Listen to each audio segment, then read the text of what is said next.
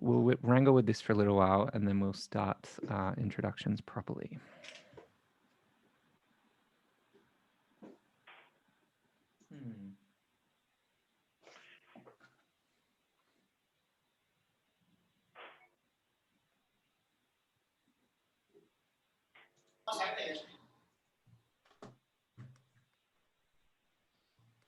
Hello, is there someone on the call now named Mao or Moo Say?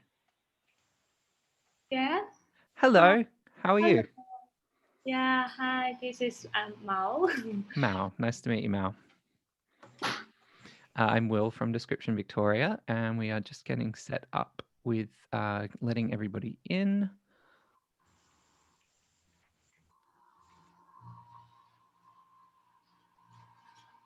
How many altogether are in on the call?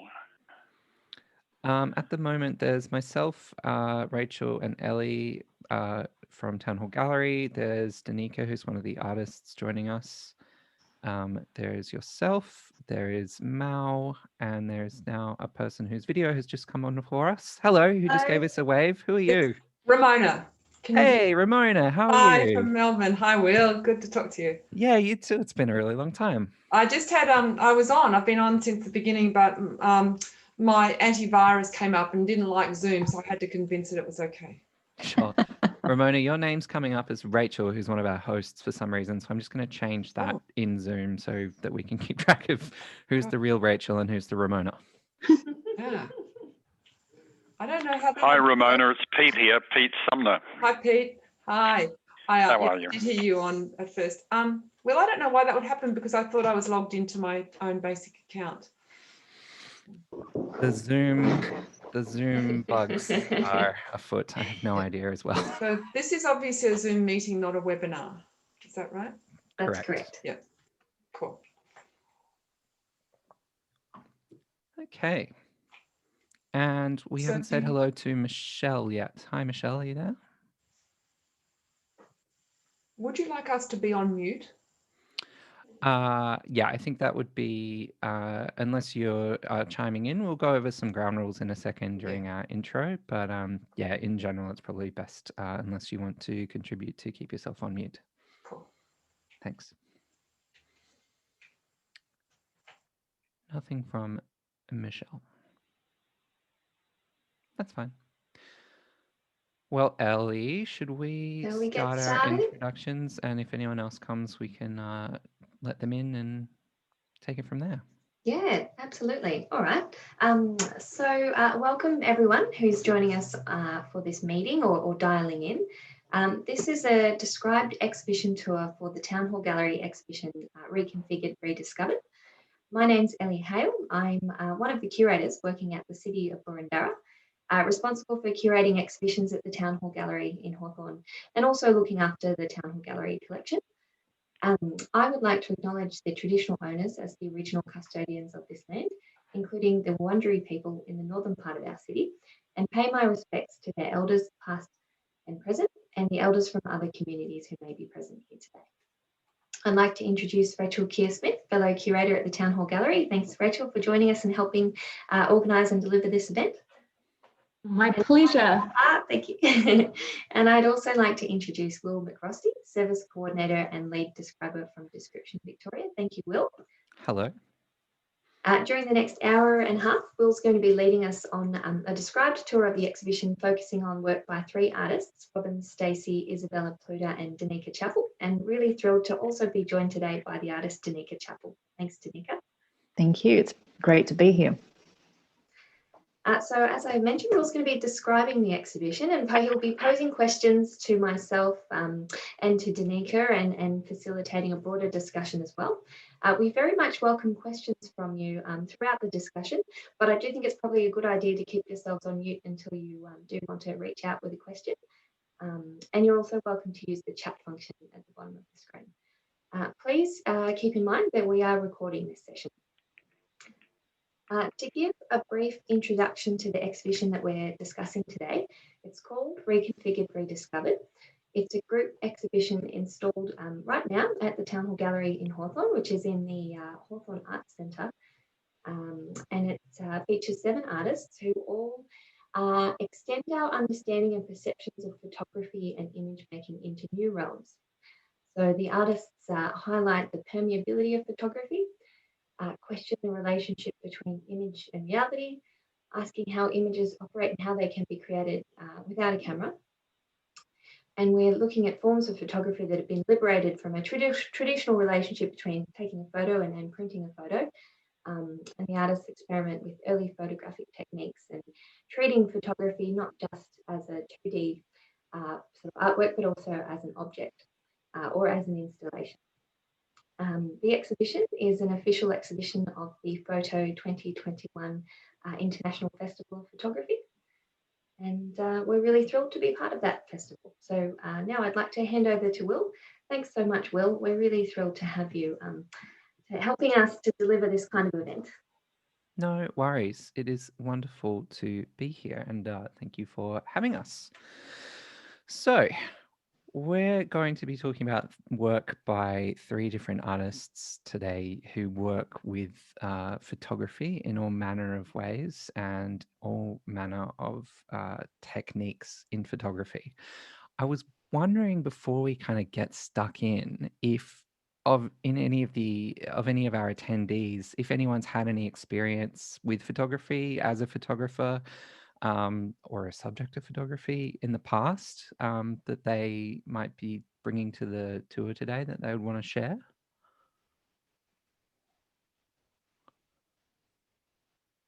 I'll take that as a resounding no. Cool. That is totally fine.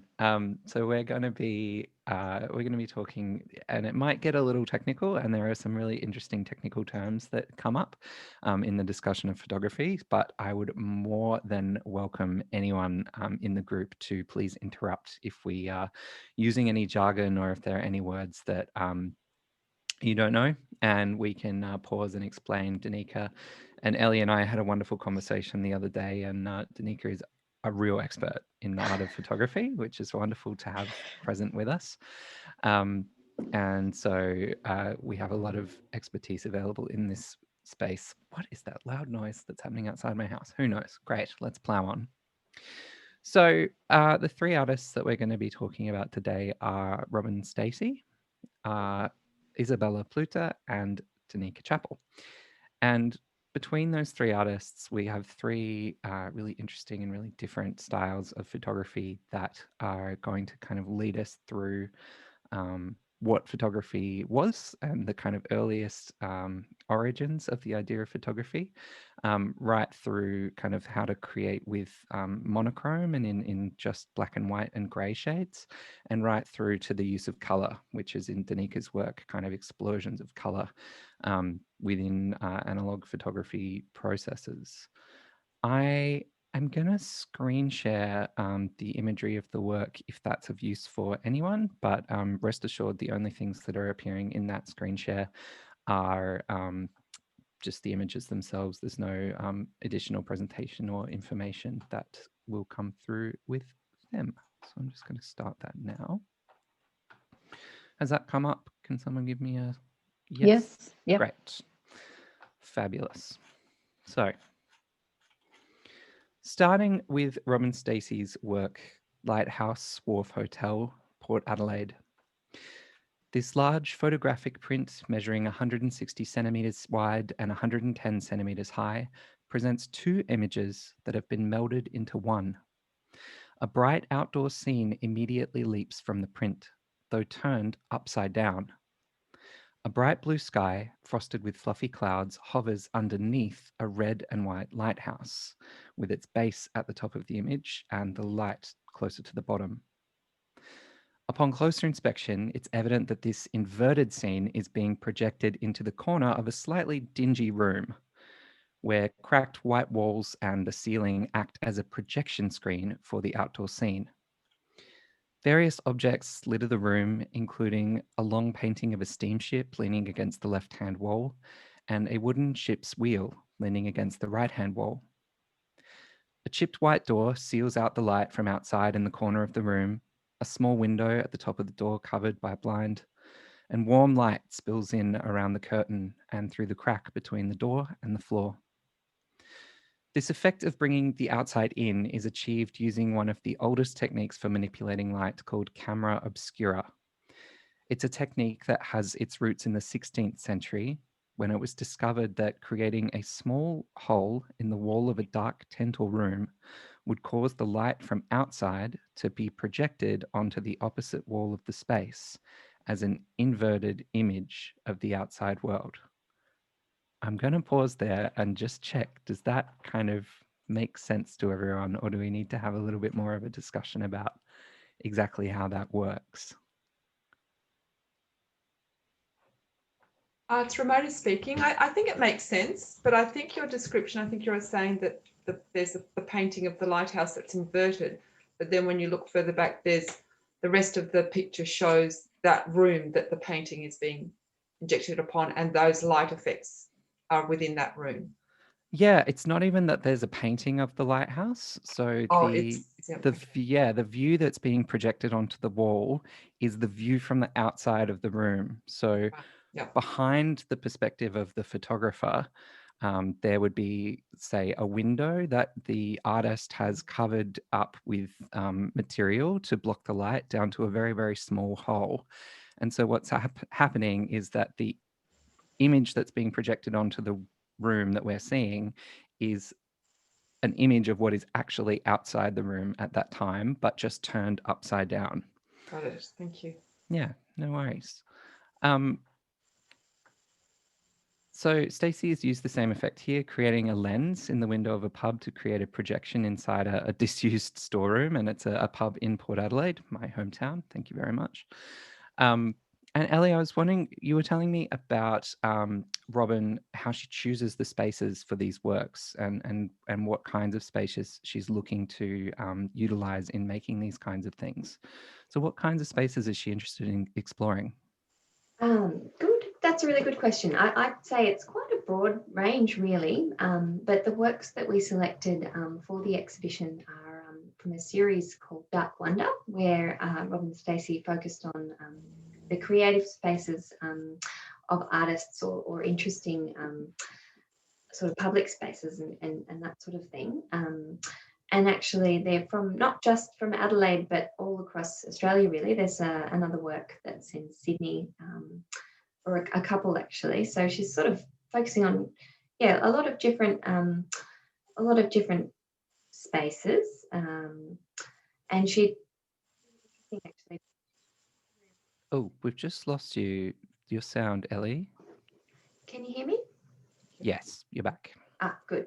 Sorry. So Robin was saying that when she selects room, they're very dependent on the position of the sun in the sky. So this camera obscura effect that you've described creates this crazy mashup of images. That's a room, that you're looking at a room, but it also has the view outside the window reflected upside down in the room. And you have to have very specific lighting conditions to make it work. So Robin described there being sort of rooms that work better in the morning or rooms that work better in the afternoon. And also she said, mentioned that there's even a room that was only really just had the right conditions for 20 minutes a day. So when she documents the experience of this camera obscura, she always makes sure that any tests are actually could be a sort of finished result as well, because she doesn't know when she goes back if she's going to be able to achieve the same results. And she also clarified with me recently. I'm sort of, I guess, sharing some insights that Robin shared with us through an online panel discussion we had last weekend. And I learned a lot more about this camera obscura process, which apparently even goes back as far as 5th century BC. Camera meaning Latin for room and obscura meaning dark. So it's literally a dark room that gets totally blacked out with that small opening in the window to the outside world, and that opening becomes a lens. And because light travels in a straight line, everything appears upside down, which is, of course, how images are formed in the retina of the eye, but our brain writes them back the right way out for us.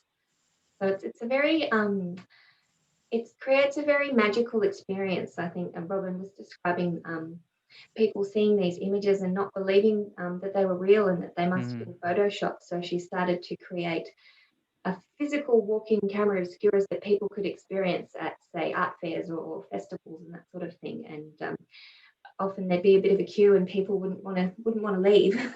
Yeah, for me, the precision and the clarity of the projection is really, really remarkable. So in the upside down image, she's managed to match the kind of line and plane of the ground outside really exactly with the line and plane of the ceiling.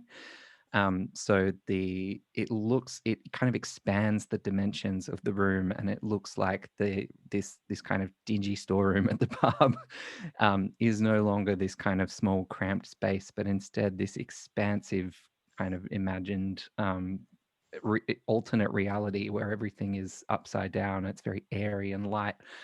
Danica, we were kind of talking the other day about camera obscura and its history and the way that Oh, I've just lost you there. to create really. Are we back? Can you hear me, Danica? Yes, I can hear you now, but I'm There we finding go. that I think I'm back. Yeah. Okay, good. I had a little your internet connection is unstable moment, which always happens when you're hosting a tour. Yes. I'll say what I was saying again. The first kind of use of this, or one of the first uses of this, was to try and like capture reality and to try and create illustrations of the outside and of landscapes that had not yet been able to be rendered in such specific detail. Yes, so your Dutch Renaissance painters, use the camera obscura, Vermeer, to be able to see the light and record this hyper-realistic depths of perception. So they would often build these camera obscuras, and they used to be on tracks that they could then track through a space. Because the interesting thing with a camera obscura is, and Robin has the lens, which is the opening to the outside that brings the light in to the inside. She has the lens calculated to get an infinite depth of field, so that it's sharp. The image that's projected is sharp from the front right through to the back. But you can often trace where early painters didn't have that knowledge, and they would then track their camera obscura on rails so that they could get the sharpness through the image that they were painting.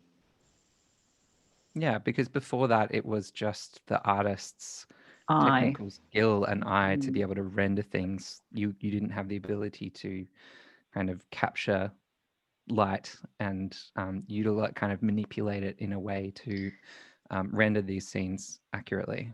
Yes, as the eye sees, it was down to the skill of the painter. It's still down to the skill of the painter for rendering light and translucency, of course. But the camera obscura really helped. And David Hockney is an artist that did a huge amount of investigation on Renaissance painters, and the introduction of the lens to painting, which precedes the photography or the photograph. Yeah, cool. Does anyone from the group have any questions or comments or anything they'd like clarified from the discussion or about camera obscura or this work? I'd like to ask, you've explained the technical details very well, and I have a clear picture of that in my mind. But I'd be interested to know your opinion or view of what impression the artist was trying to create. What feeling do you think that artist was trying to convey? Oh, that's a great question. Very good actually. question.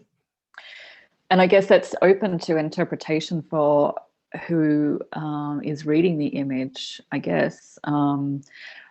Peter, I've been in one of Robin Stacy's camera obscuras when she set one up in Melbourne, as well as standing in front of an image like what we see in the exhibition.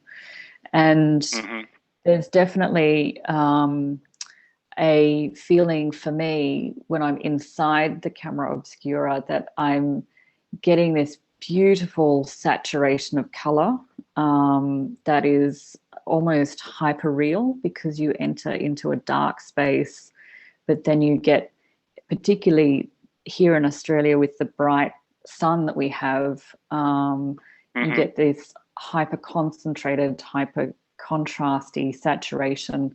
And this is what we have on the screen at the moment, is this beautiful rendering of blues and reds and whites from the clouds coming into this sort of nautical interior, and that's kind of in disarray and derelict. You know, I think maybe Robin has taken things off the wall to clear the wall for the projection, but they leave a trace of this connection of what the interior might be to what the exterior is.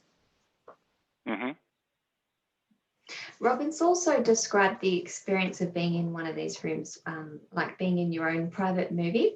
And the photographs that document the rooms don't always convey the whole story in a way, because she mentioned when you're in one of these rooms, you can see people walking across, or a plane flying in the sky, or a ship sailing across the water. And because she has to capture them with a long exposure, you don't see that sort of movement that you would experience when you're in it. I get the impression that it would be a pretty magical experience. Peter, it's Rachel. When I look at it, I feel like it's very dreamlike. Like there are objects floating through a space that are kind of disorientating. They're at different angles to what you would expect. And because there's a sky and it has this kind of vastness, these objects floating within the skyscape feel kind of surreal or absurd or strange, but very kind of atmospheric and dreamlike. Okay. Is there a suggestion of, say, weightlessness? I take it, I got the impression that some of the images were suspended, as it were, from the ceiling. Is that correct, or have I misunderstood that? So the image is being projected onto the wall, and it thus the effect is that it does look like the inverted lighthouse is hanging down. Okay. But it's only an effect case. It hasn't actually, like, nothing in the room, none of the physical kind of structures that are inside this room have been altered, painted, sculpted, had anything applied to them, any kind of pigment or anything. It's just the way that the light is projected into the room. So it's not like surrealism, where some of the images are deliberately distorted or augmented, or something like that. It's a very real scene. It just is 100% completely upside down. And that's what gives it this kind of dreamlike quality, because it just... Is there any suggestion of movement in the image? I would say not particularly. So as Ellie said, when the photograph is taken that documents the room and the projection in the room, the artist has to use a camera with a very, very long exposure, which means that they keep the lens of the camera open for a very long time. And anything that moves while that lens is open is going to appear as a blur in the image. So I think very intentionally she's trying to capture very static scenes for the photographs, but as Rachel described, when you're in it in real life, you can watch people in the upside down projection walking around outside and watch the clouds moving across the sky. So this is a very frozen snapshot moment from what is... like you're holding your breath, so to speak.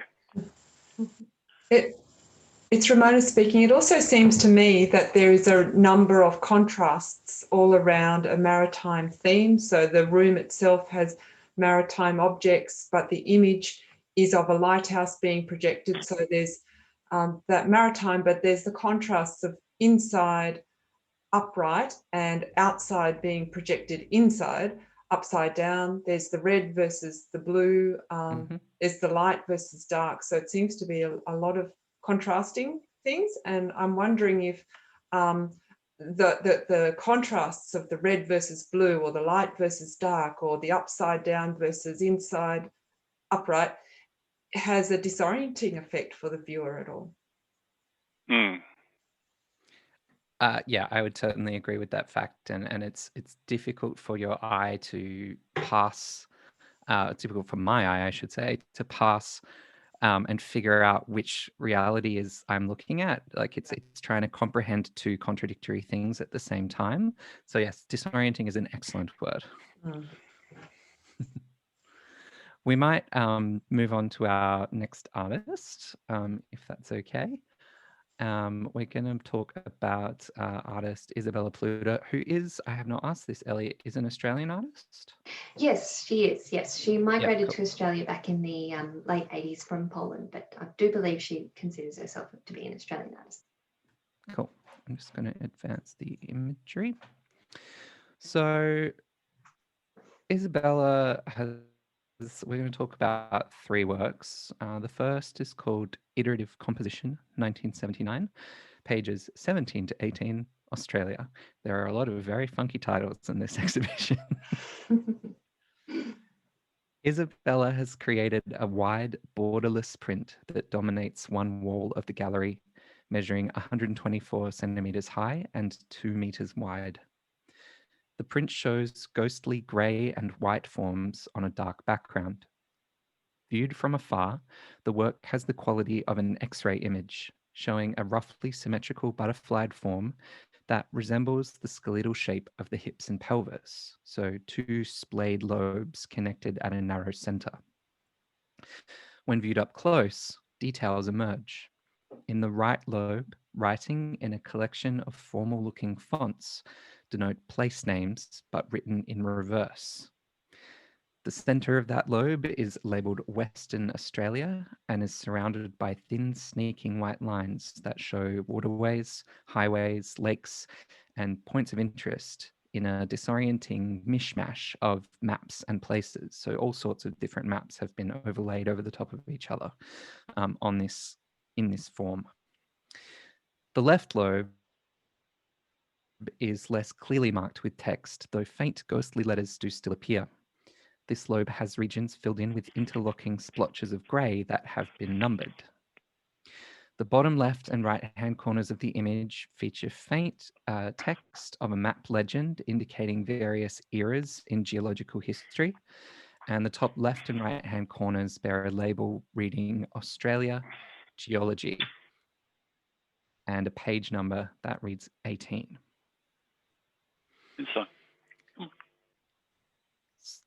Was that a question, Peter, or just a hum? We're all good. Okay. So I wanted to pause here quickly, and Danica, if you would just be able to talk about this idea of a photogram and what a photogram is. Because this is a photogram, correct? This is a photogram, and its term was coined, I guess, in around the 1920s by an artist called Leslie Maholinage. Although many artists were operating with this process of making a X-ray type image of something onto photographic paper. And basically it's a shadow of an object that has light projected through it on top of a light-sensitive substrate that then renders things as a negative of the positive. So the object that is on top of the surface leaves a shadowy trace, particularly on black and white paper, in tones of greys and from blacks and then through to whites. Where there is a white mark, usually means that its light has not penetrated, and where there is a dark mark, light has penetrated and activated the silver in the light sensitive substrate of the paper. Is that okay? Excellent. Yes, I'm having a little bit of trouble with my connection, so I'm going to stop my video and just see if that helps. Okay. But you'll still be able to hear me. Hello. Hello. Hi. So I'm going to repeat that back to you because I'm still building my understanding of all of sure. and how they work. So we've got a light sensitive material. Yes. In this case, it's a paper that has a substance on it, which is a kind of like a silver-based chemical. Is that right? It's a silver-based, silver-based application that has been treated and sensitized to light. Mm-hmm. That remains, away from any light, and then when it interacts with light, the silver particles become charged and they turn dark or black depending on the amount of light that has reached it.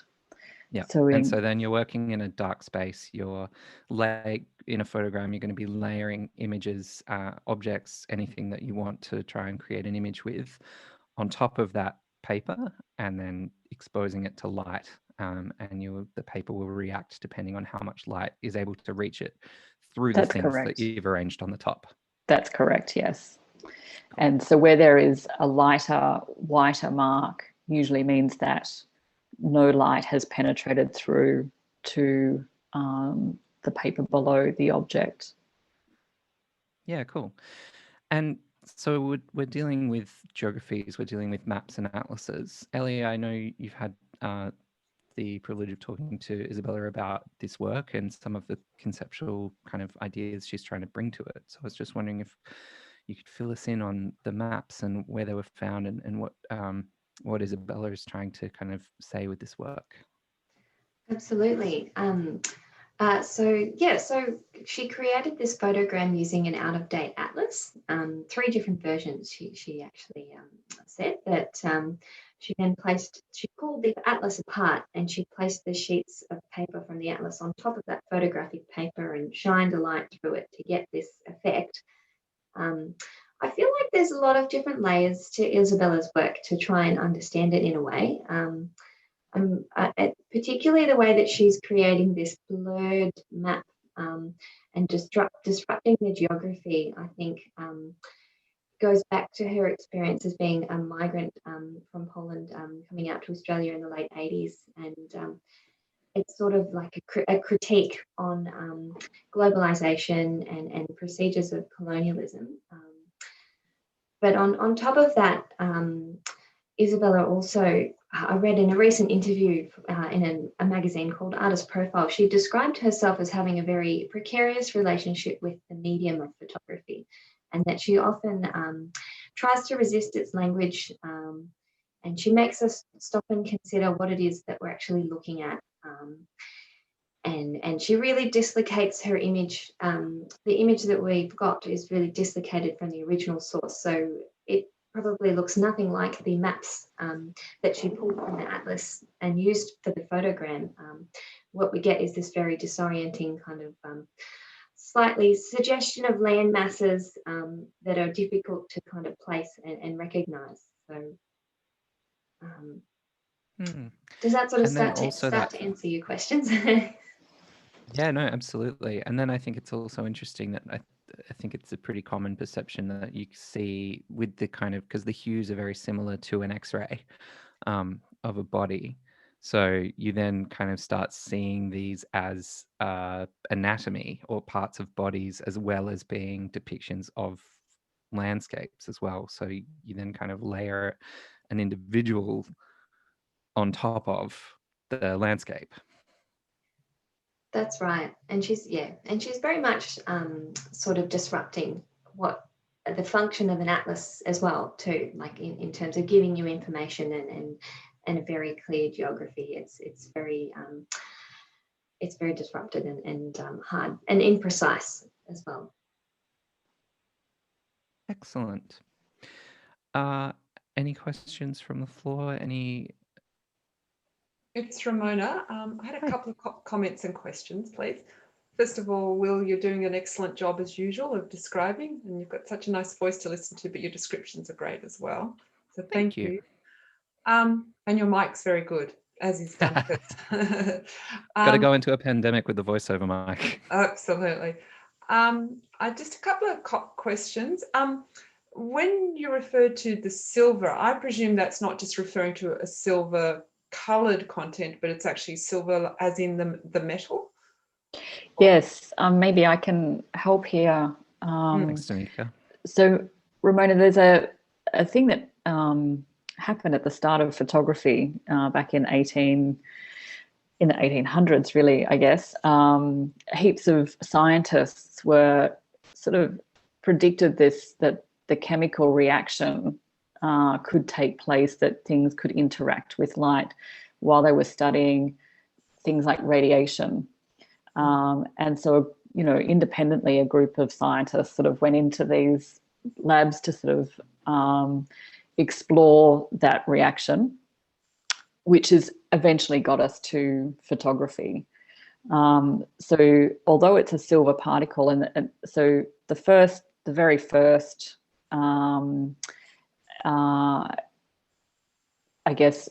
achievable photographic process was the daguerreotype that is actually made on a pure silver plate or a coated plate with silver.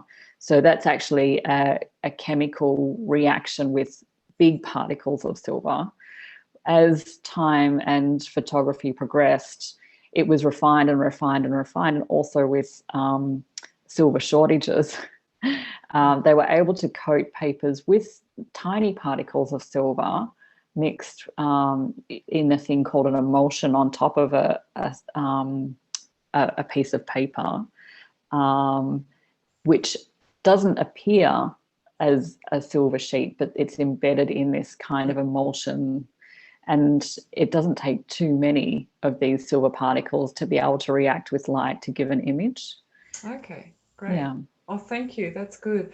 Now, Will, you described the text as being in reverse, and at first I was wondering, does that mean the letters are reversed as well as the order, or was it just the order, so you'd have the letters the correct orientation but in the reverse order going from left to right? But based on what Rachel was saying about the technique, I think where you may be laying pages down, then the whole thing would be reversed, and much like, I guess, a mirror image. That's how I'm assuming it. So precisely, you got it. Yeah. And Rachel, I think it was you that was saying that it indicates, I guess, there's a depiction of a critique of globalization or colonialism, and I was wondering, what are the aspects that make you say that? I suppose, sorry, that this is Ellie here. Sorry, Ellie, sorry. That's okay. I'm guessing that this is just one way that the artist is exploring her experience, being a migrant. And I guess I describe it as having disrupted the geography. And she's basically, perhaps not always visible in this example, but there's another work we'll be looking at as well, a different similar looking sort of style, where Isabella's made it very hard for you to work out, for example, what country it is that you're looking at, or make out the cities, or where one country ends and another one starts. It's all become blurred and kind of combined into one big blob in a way. So just taking down those borders, sorry. Okay, so could that be, for example, I think from what I recall from the description, the reference to Western Australia it's like vaguely that hip shape or that butterfly shape is roughly an Australian shape, but the indication of Western is right in the middle, not on the west where we'd expect it. Would that be an example of what you're saying there? I guess it does appear on the right hand side of the image, so I suppose it has been swapped over and no longer on the Western side. So I think that's a good way to describe it. Yeah, I think it's also the case that for me looking at it, I do not recognize this place as being a place until I get closer and read the text. It says Western Australia. I see that it's backwards, and then I kind of go, yeah, okay, that does look like the the shape that I recognize as the edge of Western Australia. Yes. Okay. But you don't have that instantaneous context that you would normally have looking at the shapes of countries and the borders. You have to reorient yourself within the image so that you're having to do work that you're not used to having to do when looking at atlases and maps. Okay, thank you. No worries. Any other questions? So Isabella has also has made a bunch of different works in this same style as Ellie referred to, which she calls Spatial Misalignments, which I think is a wonderful way to give a sense of the tone of the work.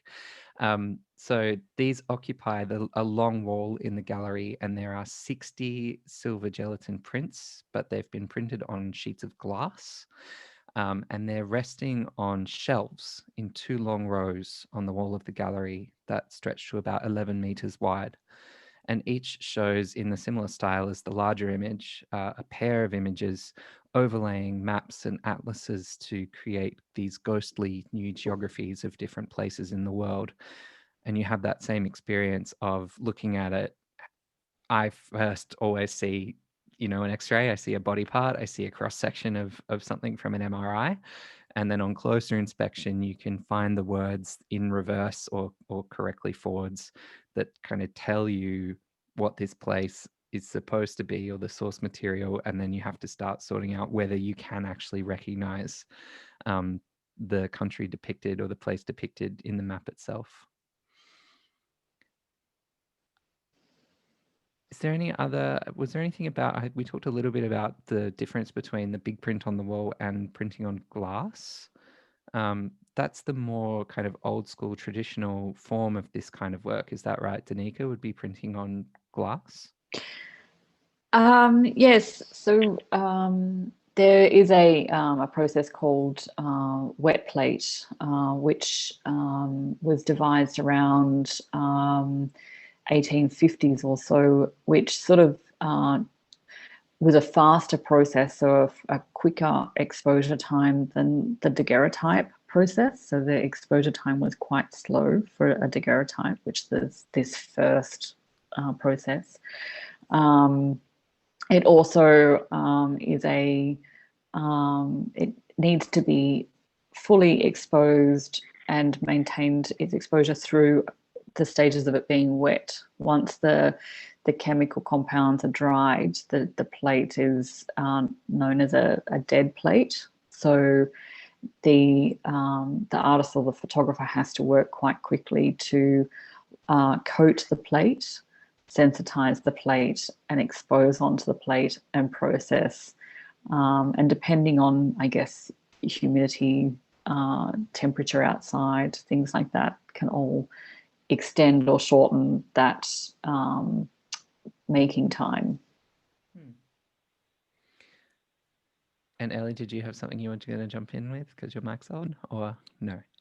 Sorry, say that again. Oh, are you going to jump in with something because your mic is on, or were you just having the mic on? Sorry, I should have muted myself. It's okay. I'm going to dub you in if I see your mic on. So there's one more work of Isabella's that we're going to address before we move on to Danica's work.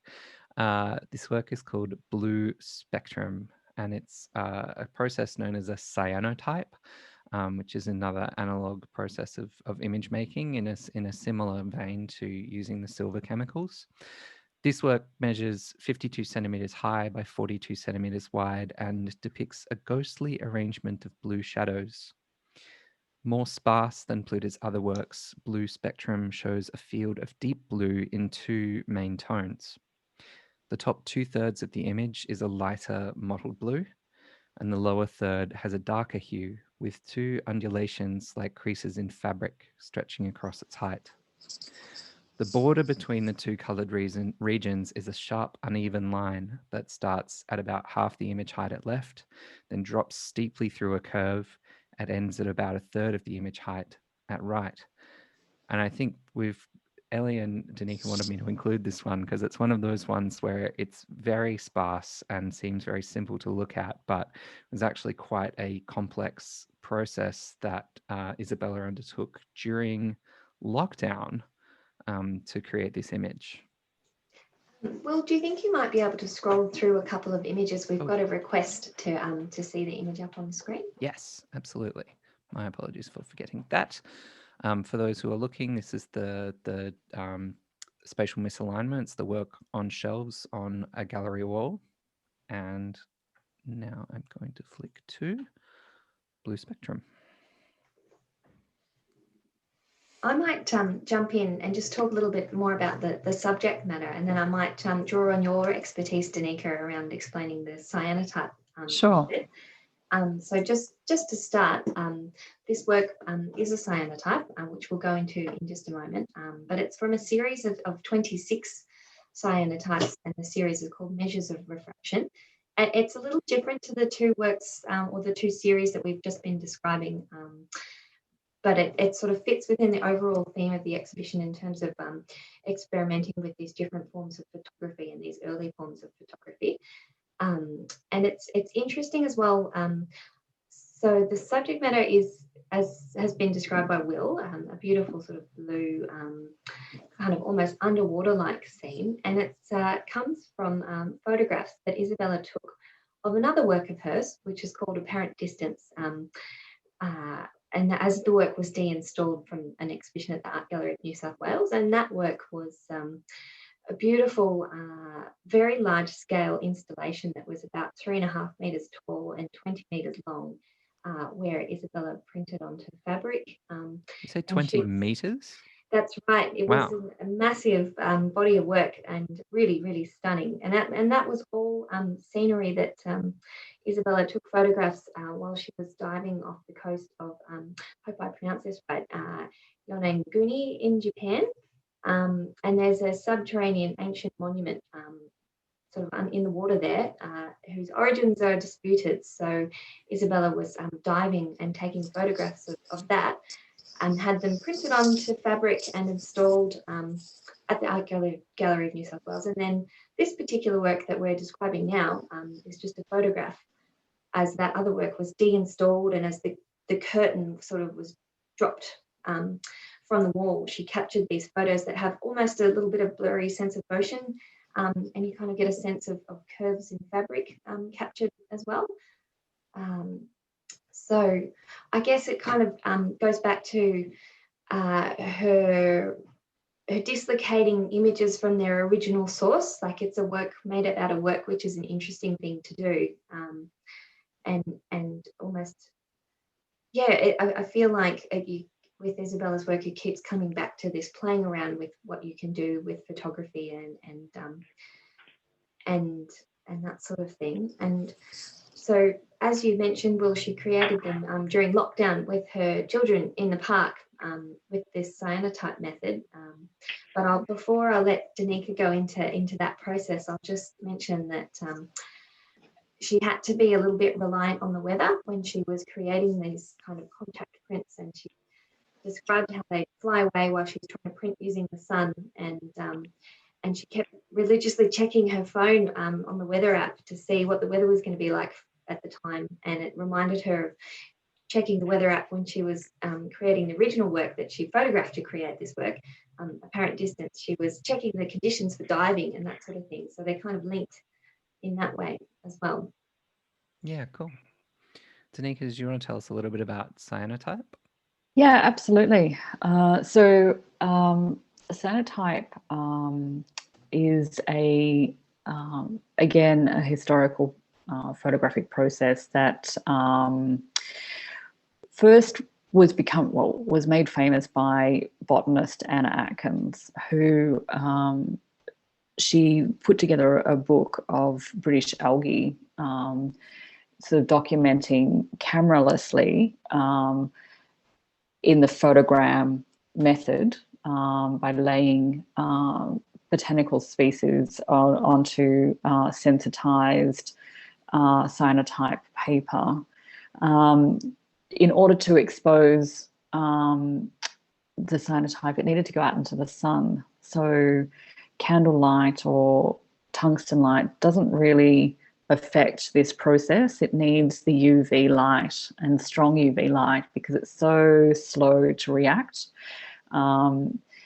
It's in terms of the speed of the exposure, so it takes a long time to react and to be, I guess, to receive the exposure from the sun.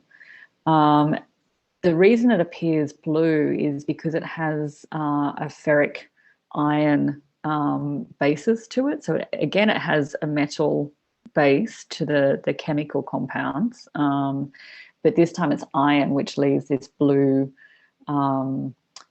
trace once it's interacted with the sun. It's a fairly, although some of the compounds include a cyanide in the mix, it is actually, once those compounds are mixed together, it's a two-part process of sensitizing. Once those compounds are mixed together, it's fairly safe in terms of its toxicity. And it means that to fix the image, you just rinse it out in water. So coating a paper, well, actually you can coat on many things from fabrics to papers to timbers with this substance. But once it's exposed, washing it out and fixing it is just simply by washing out the excess unexposed cyanotype solution. And then it turns into this really beautiful cobalt rendering of the image. The more light that hits and exposes, the deeper, the richer the blue becomes. So sometimes it can be hours out in the sun, depending upon if it's cloudy or the type of day. Sometimes it can just be a matter of minutes, and then you know that the exposure is complete. It's really weather dependent. That's good to hear that it's safe, because I always thought of like the cyanide-based ones as being quite dicey for an artist. Well, I mean, photography and their processes can be quite dicey. There's a lot of toxicity in some of the processes. But once, you know, I mean, of course, you have to handle them safely. Yeah. It's Ramona speaking. Hey. Yeah. I think, Danica, you've answered the question. I was wondering about what blue. So to Will, when you said lighter blue than darker blue, I was thinking, oh, but I've seen colours before, and I really appreciate really good like some comparisons or descriptions. Sure. So I was thinking cobalt, sky, navy, junior navy. Yeah. So Yves Klein blue. Don't know that one. Sorry. But really rich blues that. And they can go into a navy depending upon how much cyanotype solution you coat the paper with. Mm-hmm. I've actually done a couple of experiments where I've made an image with cyanotype and then dried the image off and then recoated to make multi-layered sort of abstractions with cyanotype, and then you can get this build up of really deep dark navies when you've got the paper sort of really saturated, but it does take then a long time for that to take effect with the exposure. So Will was saying the upper part was a lighter blue. Would that be more like a sky blue or a royal blue, or like the blue of a public swimming pool, that type of blue, or ink blue? I'd say I was just thinking about how to capture it. I think the top part, I mean, it's not exactly a shade, but for me, the top part is like a Sydney beach blue, and the bottom part is like a Melbourne beach blue. You're talking about the skies or the beach here, the water. The water, yeah, because in Sydney everything's a bit brighter and things. The water is a bit. It's definitely not that super aquamarine blue that you get at a swimming pool. It's I would say it's much more kind of oceanic and in quality. And how are you spelling that cyanotype? How do you spell that? Cyanotype. Oh, good. Okay. Was that right, Danica? That's right, yes. Checking my own script. Thank you.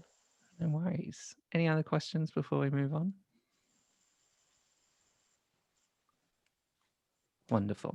I think there's like such a great echo, like Ellie, what you were saying about photos of photos of photos and kind of reinterpreting reality is a wonderful echo of the camera Obscura, which was very much utilized to try and capture reality.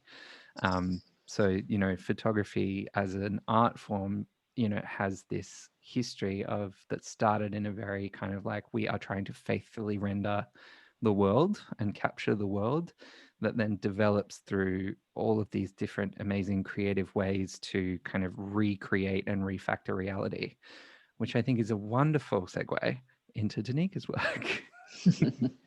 And we're going to enter the wonderful world of yet more color.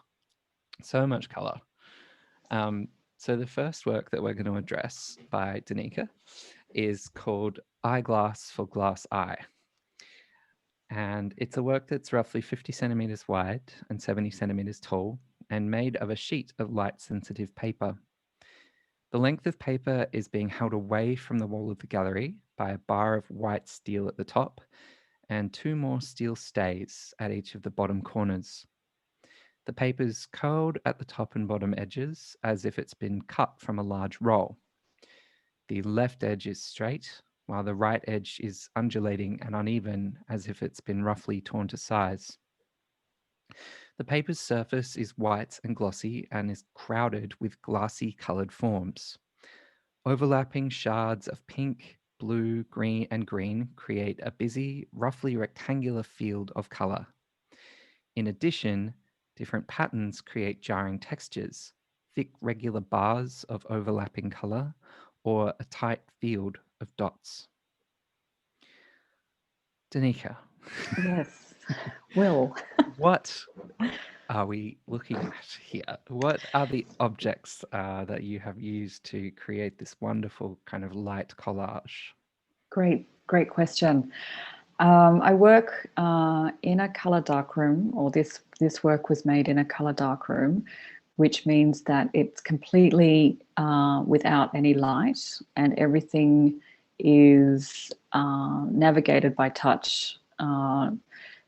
And again, using a photogram application where I'm casting shadows onto a surface of the paper, I am using things that come to hand that I think might leave an interesting color or interesting trace of an object. The objects that I'm using here are generally found discarded objects, and they're also negatives of positives, so offcuts from manufacturing objects that I've sort of thought might make an interesting shape. Within this image, there is also the use of slide images, which you'll get to shortly. So they are also, again, the reverse of the actual. As the title suggests, Eyeglass for Glass Eye, there is this play on reversal and a negative and a positive, which is embedded in this photogrammed work. The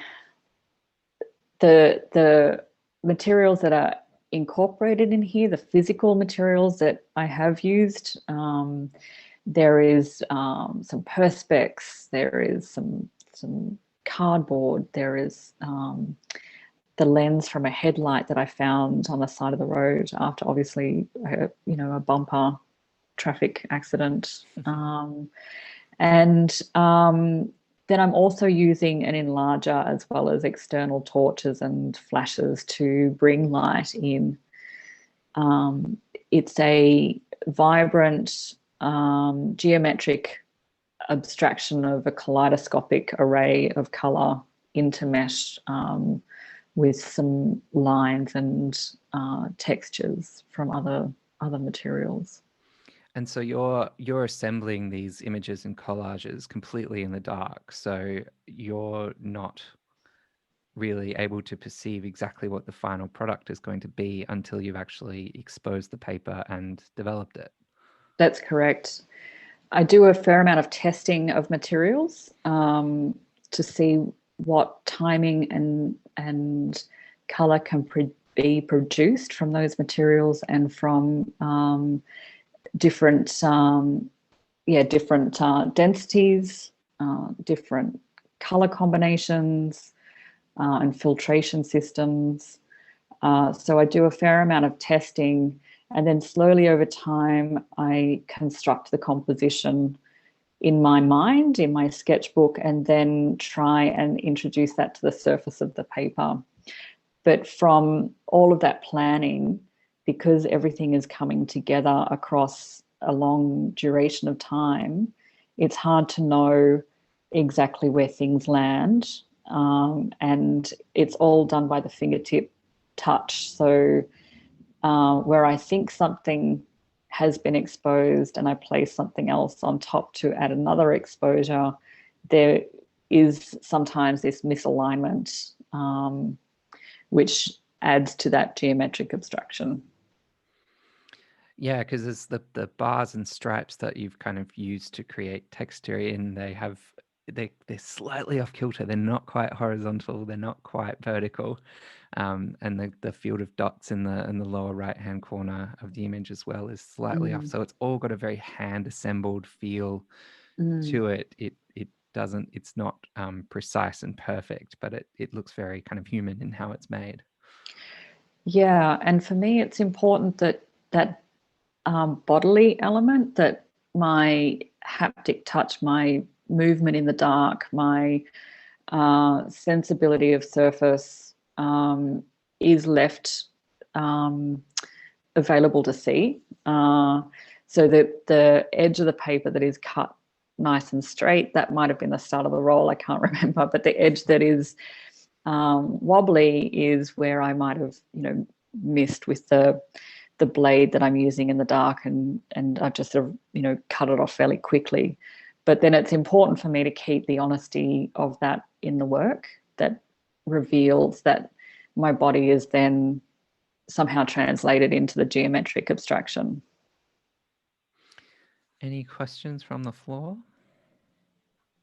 Ramona, I'm a little bit unclear as to whether what you described is the image of the actual objects, such as the lenses and the glasses and everything on the paper, or is the paper, the thing that's in the gallery, is that the image of what was produced by light or the technique through those objects? That's a great question, Ramona. The work that's in the gallery is basically a trace of all of those objects that have been laid on top of the surface. In a similar way to Isabella Pluta's photogramming technique, this is another photogramming application. However, it's done with light sensitive substrates, which mean they have to be handled in complete pitch black darkness of my dark room, and it means then that I can't fully make things aligned how I'm using my mind's eye to go, well, I think that was there, and I'm using my sense of touch to, navigate the surface of the entire artwork of 50 centimeters by 70 centimeters. And so I presume the technique, then you are in a dark room, but then you have flashes of light as you generate the light to generate the image. Is that right? That's correct, yes. And over time, with that technique, have you found that your mental mapping of spatial relationship between the objects and your sense of touch, or one or the other, has improved? Yes, absolutely. I've found there's been a marked effect, actually, in terms of how I lay everything out in the studio. I have to make sure that I know where the cutting blades are, they stay in the same spot. I know where the materials are. Sometimes it's tricky to know. I might pick up something that's yellow, but the surface of the yellow and the blue will be identical, so I might mistake things around and then get these lovely crossovers of colours, wow, which I didn't sort of plan for. But then also I'm learning about how these objects and materials interact with time and density and movement. So the mental mapping, I think, also goes into what the material of photography, what the materials that I use in the darkroom, the depth of time and the depths of the materials that I use in photography, so those light sensitive substrates, if that makes sense. But oddly enough, I feel that I have an acute hearing, so I can hear things that are really, really soft just in every day. So which I think is another sort of thing that has evolved over the last 15 years of working in these darkened spaces. It's by being more aware of your sensitivity. My sensitivity. The colours, are they would you call them bright, vivid colours, or are they like looking through or they are more like icy pole colours or baby colours, powder colours? The word I keep coming back to for this, the two words I come back to are glossy. Yeah. So very kind of shiny and clear and translucent. And like almost like candy. So with that feeling of like hard toffee candy that might have been colored artificially or naturally. I'm not going to tell you which way to do it. But there's definitely kind of it's very bright and it's definitely got a shininess to it. But Danica, you were telling us that through this process, so these colors are actually the inverse. They're the opposite of the actual objects that you use to create the image. Particularly in this eyeglass for glass eyepiece, because it's actually on paper, the paper is designed to receive a negative in an enlarger, and everything in my process for the last 10 years has been to disrupt and push against the conventions of the photograph. And so I'm actually not using a negative to turn it into a positive.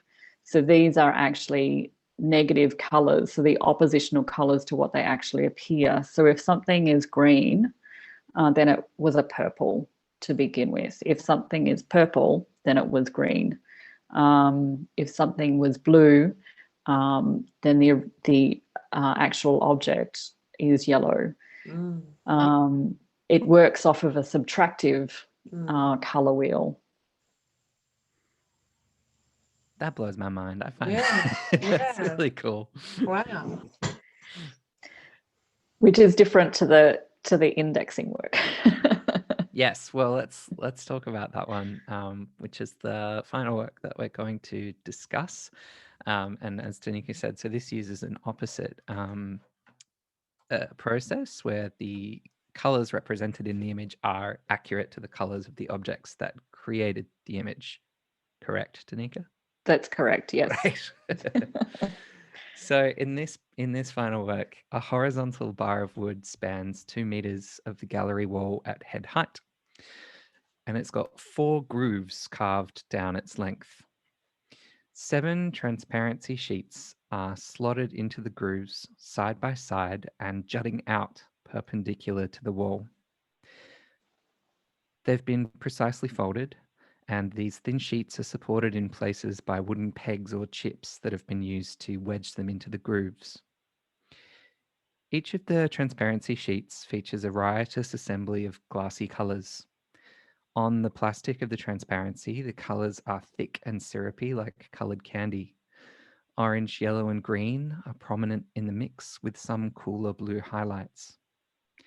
Small square spotlights shine down on the work from the gallery ceiling, catching each of the transparencies and throwing a projection of the colors on its surface onto the white gallery wall below. The angle of the light stretches and distorts each image so they seem to hang below the timber bar, twisted as if frozen in time while rustled by a strong breeze. The colors take on a softer quality in the projections compared to on the transparency sheets, as if it's been watered down slightly. Above the timber bar on the wall, filaments of white light are reflected onto the wall where light is being reflected off the shiny folded edges of the transparency sheets.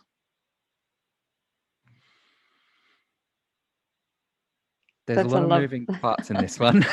That's a lovely description, Will. Thank you. Oh, no worries. Did it make sense to do it? I feel like this is quite a complicated one. Do we need to go over any of it again? It made sense to me, and I think it sounded beautiful. It actually sounds like a colour waterfall almost. That is a great description. You are coming for my gig, Ramona. Yes, like the colors of the transparencies are kind of spilling over this horizontal bar on the wall onto the gallery. That's great. So these are made in a similar fashion. So you're using these similar collections of found objects, Danica, to create these kind of collages of color, but using a different process. So these are transparencies as opposed to photograms. That's right. That's right, Will. These are what the material is an 8-inch by 10-inch sheet of film, transparent film.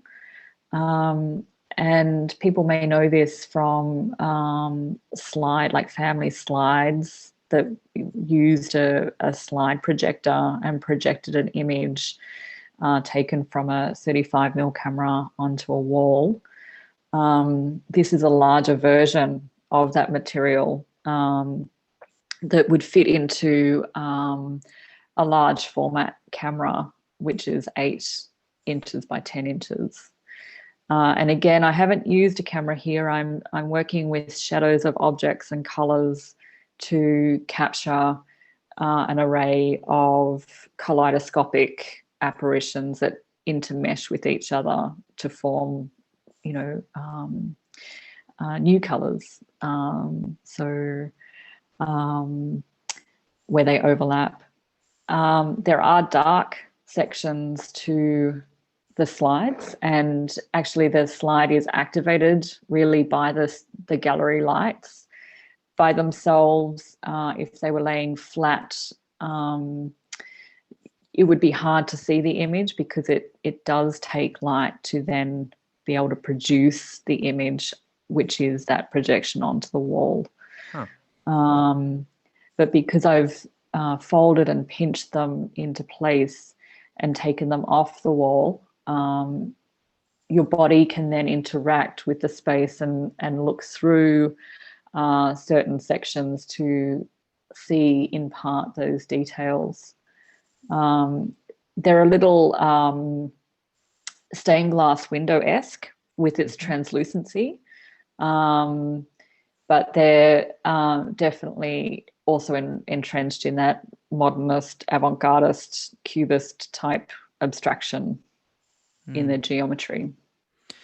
And in the process of making this particular installation, do you make each of these for the space that it's going to inhabit specifically?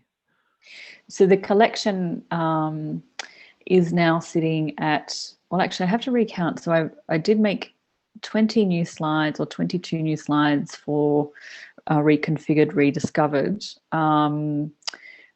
But I had first started working with this material in this way in 2014.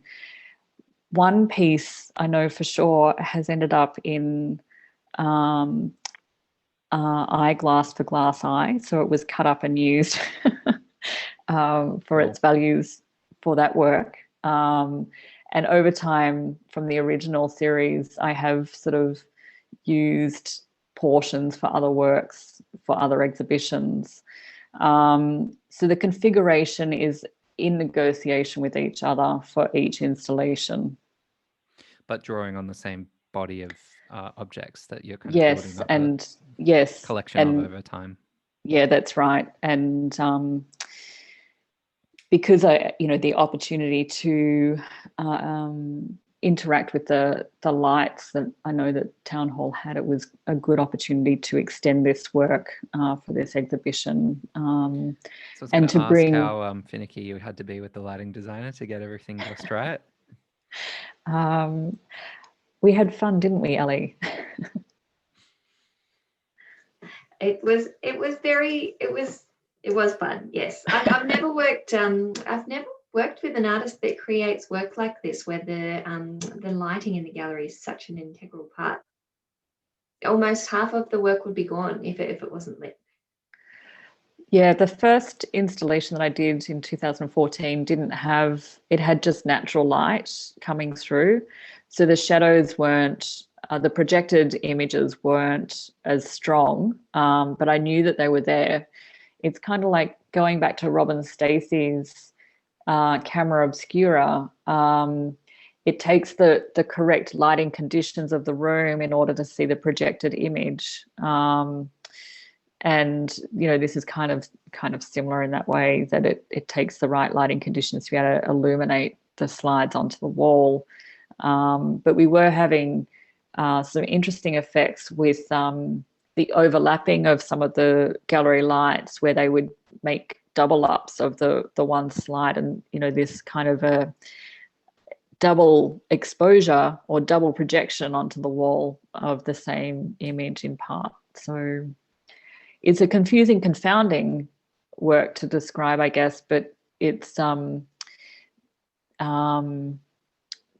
projections appear as if like a stained glass window, that you're looking through a stained glass window.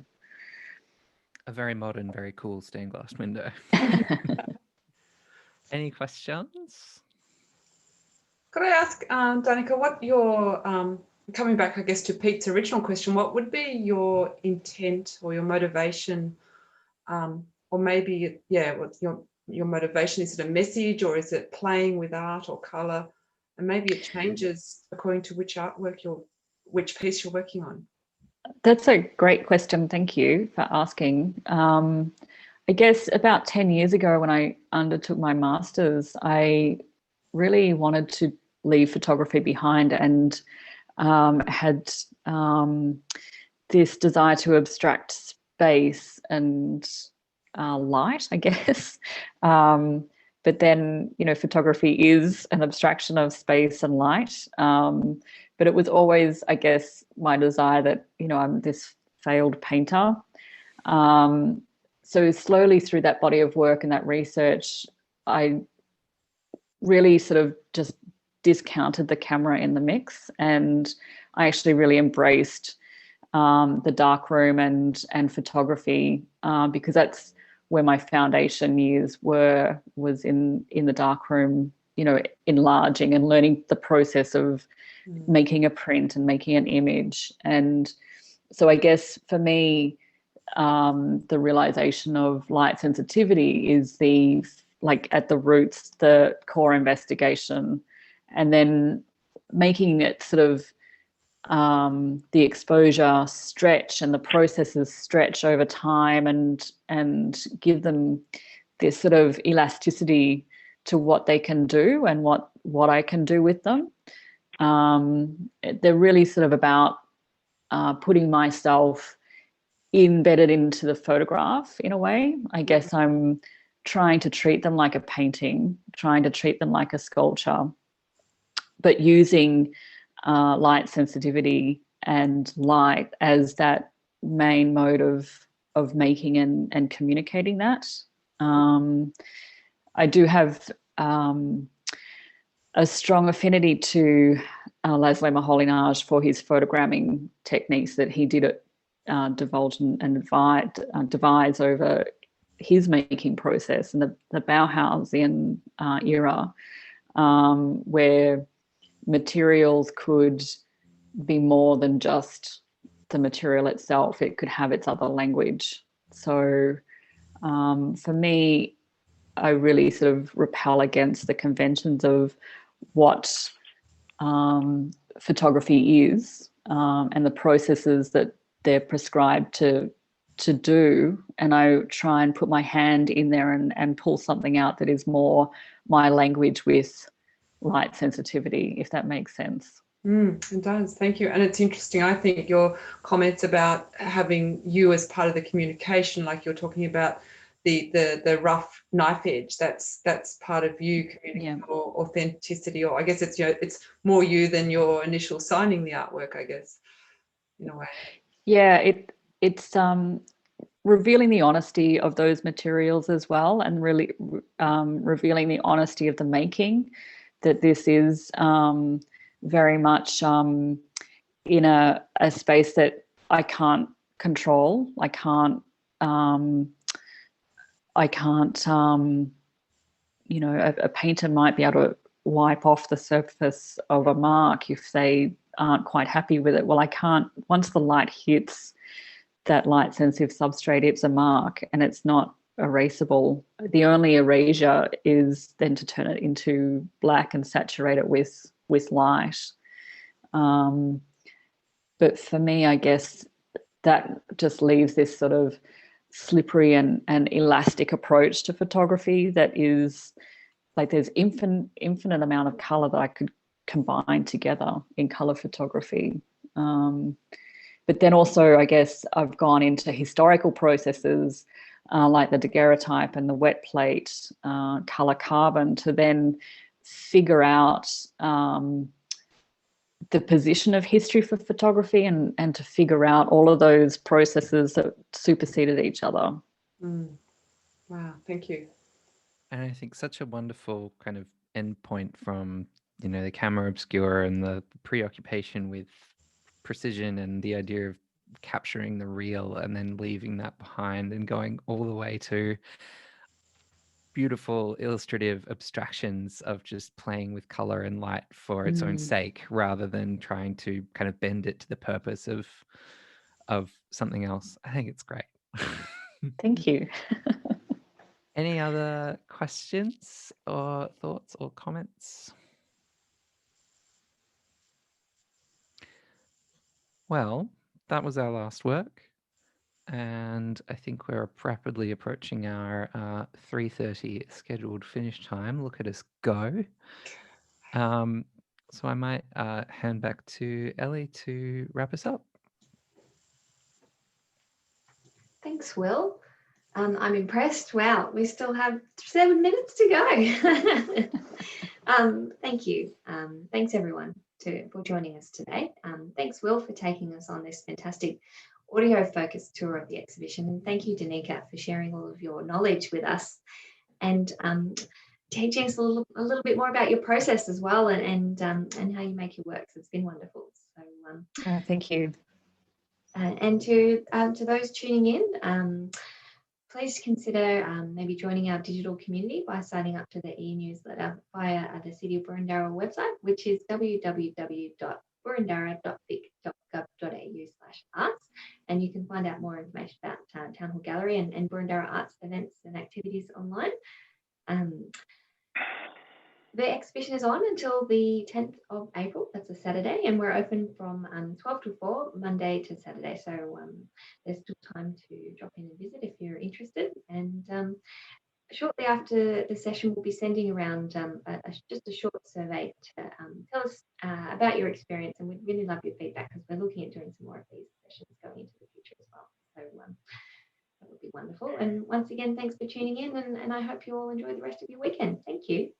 Thanks for being such an engaged Thank you. audience. Yes, it's been a wonderful experience. Thank you.